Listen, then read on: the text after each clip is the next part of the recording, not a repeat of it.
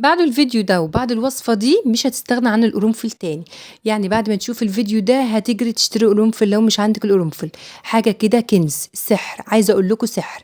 القرنفل مليان فيتامين ك وفيتامين سي بيطول الشعر في خلال 40 يوم، وعن تجربة وتحدي هتشوف القرنفل وتستخدميه وهقول لك طريقة استخدامه ازاي. عايزة أقول لك هيطول شعرك بسرعة الصاروخ، وعن تجربة وحاجة كده في منتهى الجمال.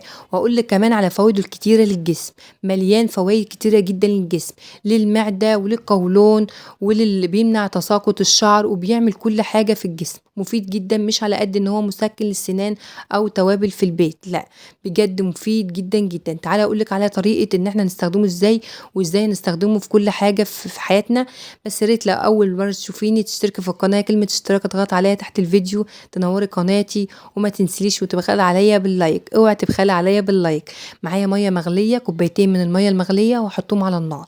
هاقول لِك طريقتها بالضبط، وكمان عشان تعرفي تستفادي من القرنفل تعرفي تستخدميه إزاي.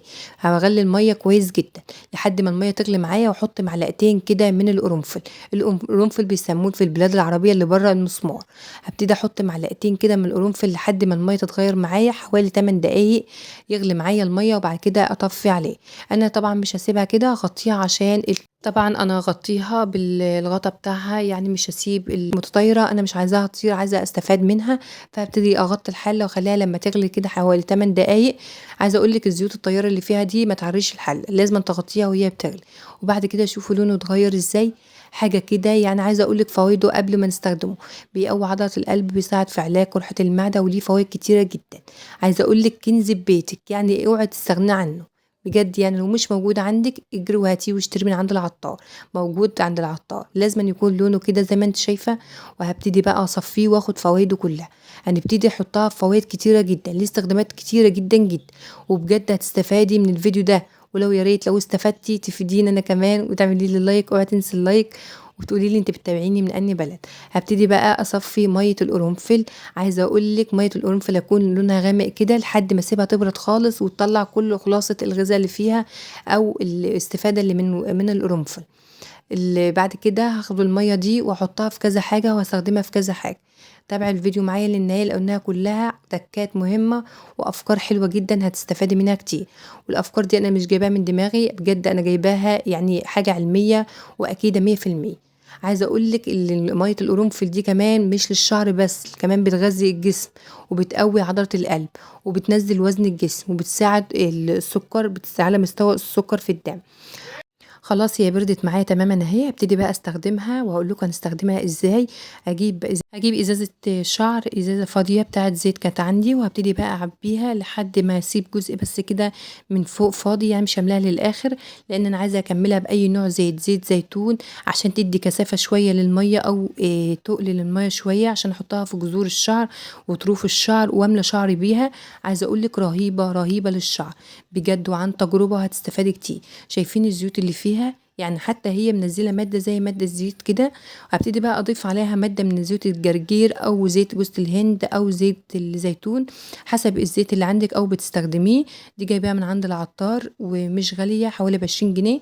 أنا هاحط بقى جزء منها أو تكملة للإزازة دي، عشان تدّي كثافة كده أو تُقل للمادة اللي إحنا عاملينها، مَيّة القرنفل، وتدّي غذا كامل للشعر. حتى لو ما عندكيش أي زيت تحطيه مش مشكلة، هي هتدّي الغنى الكامل أو الغذا الكامل للشعر، مش هتحتاجي إن أنتِ تحطّي أي زيوت فيها.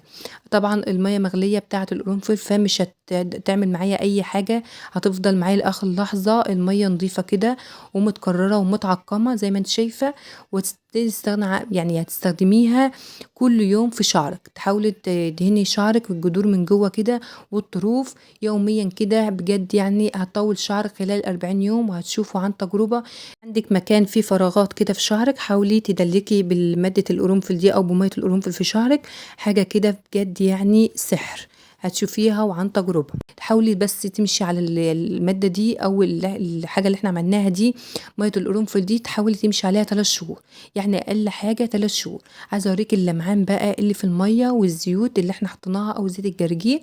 عايزة أقول لِك بتدّي لمعان رهيب للشعر، جرّبيها وعن تجربة، وبجد هتدعوا لي في التعليقات لو عملتوها عجبتكم. حاجة كده في منتهى الجمال من الآخر. عايزة أقول لِك فوايد القرنفل رهيبة، يعني ما تستغنيش عنها تاني. أنا بقى معايا إزازة شامبو، أي نوع شامبو أنتِ بتحبي تستخدميه، وهابتدي أضيف الكمية اللي معايا اللي باقية مَيّة القرنفل على الشامبو، وبعدين عايزة أقول لِك إن أنتِ مَيّة القرنفل مع الشامبو هتسيبيها في الإزازة لحد ما الإزازة تخلص خالص، وهاحط حبايتين أو 3 من القرنفل الخام اللي لسه ما غليتهوش عشان آخد برضه الفوايد بتاعته. وهتسيبي القرنفل في إزازة الشامبو لحد ما إزازة الشامبو تخلص نهائيًا، وتكون مستفادة بكل القرنفل اللي فيها، يعني مش حاجة يومين 3 وتشيلي القرنفل اللي فيها، وتبتدي وأنتِ بتغسلي شعرِك تدلكي فروة الشعر كويس بمَيّة الشامبو أو الشامبو اللي هيبقى موجود في مَيّة الشامبو ومَيّة القرنفل اللي موجودة في الشامبو. عايزة أقول لِك ليها استفادة رهيبة بجد، هتخلّي الشعر لم يتساقط أبدًا وتدّي كثافة ولمعان رهيب، يعني هناخد كل هنستفاد بكل مَيّة القرنفل اللي إحنا عملناها استفادة رهيبة. كمان معايا كوباية كده من مَيّة القرنفل، عايزة أقول لِك إن هي بتحرق الدهون وبتقوي بجد عضلة القلب، وبتقلل من الإصابة بأمراض السرطان المختلفة، وبتعالج في الجهاز الهضمي مثل اضطرابات المعدة وعسر الهضم.